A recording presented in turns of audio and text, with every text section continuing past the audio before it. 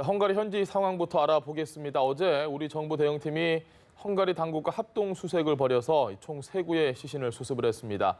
자, 이 중 신원이 확인되지 않았던 한 명에 대한 신원이 확인이 됐다고 합니다. 네, 현장 연결해 보겠습니다. 박현우 기자. 네, 헝가리 부다페스트 다뉴브 강가에 나와 있습니다. 말씀하신 것처럼 조금 전 어제 수습됐다가 아직까지 신원이 확인되지 않고 있었던 남성, 한국인 추정 남성의 신원이 확인이 됐습니다. 우리 정부 대응팀에 따르면 해당 남성은 어제 2시쯤 이곳 사고 현장 침몰된 유람선 근처를 수색하던 잠수부에게 발견이 됐는데요. 우리 정부 대응팀과 헝가리 당국의 합동 감식 결과 해당 남성은 유람선에 탔었던 한국인 20대 남성으로 최종 확인이 됐습니다. 이로써 어제 다뉴브 강에서 발견된 총 3구의 실종자에 대한 신원이 모두 확인이 됐는데요. 어제 수중 수색 작업 중 수습된 실종자를 제외한 2명은 모두 헬기 수색 중 발견이 됐습니다.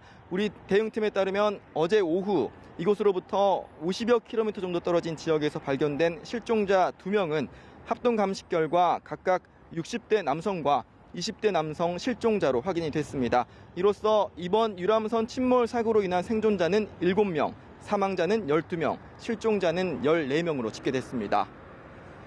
네, 실종자 수색에도 속도가 붙는 것 같은데 오늘 수색은 어떻게 진행됩니까?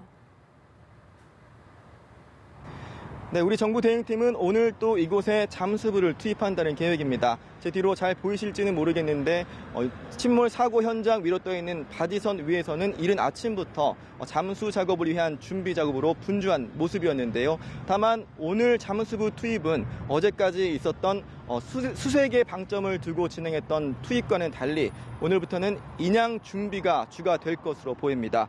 대응팀 관계자는 오늘부터는 헝가리 당국과 선체 인양 작업을 공동으로 준비해 나가기로 했다고 밝혔는데요. 당초 우리 대응팀은 잠수부를 투입해 수중 수색을 전개하다가 수심이나 유속, 시야 확보 등 상황이 나아지면 선체 진입도 검토한다는 계획이었는데 수중 수색을 진행하기에는 위험한 다뉴브간 상태 때문에 선체 진입은 물론 잠수부를 투입한 수중 수색에도 회의적 입장을 보이며 빠른 인양을 강조해온 헝가리 측 입장을 일단 수용한 것으로 보입니다. 때문에 오늘 사고 현장에 투입되는 잠수부들은 선박 인양을 위한 체인 등을 배에 거는 작업을 진행할 것이라는 게 대응팀의 설명인데요. 헝가리 측은 크레인선을 오늘 이곳으로 출발시키는 방안을 검토 중이라는 이야기가 나오는 가운데 일각에서는 크레인선이 이곳으로 향해 출발했다는 이야기도 나오고 있는 상황입니다. 다만 우리 대응팀은 인양 준비를 위한 작업 중에도 선체 주변에서 실종자가 발견될 가능성이 있다고 보고 실종자 발견 시에는 신속히 수습해 나간다는 계획입니다. 네, 박현우 기자, 그리고 어제 발견된 사망자 3명 중 2명은 헬기 수색 중에 발견됐다는데 저희 취재진도 어제 헬기를 타고 직접 다뉴브 강을 둘러봤다고 들었습니다. 지금 상황은 좀 어떻습니까? 네, 저희 취재진이 어제 이곳으로부터 약 100여 킬로미터 정도 떨어져 있는 하르타까지 직접 헬기를 타고 왕복으로 오가며 강의 상황을 한번 살펴봤습니다. 헤르타 지역은 앞서 최초 실종자가 발견된 곳이기도 했죠. 하르타 지역까지 오가는 과정에 중간중간에 수색용 보트가 눈에 띄는 모습이었습니다.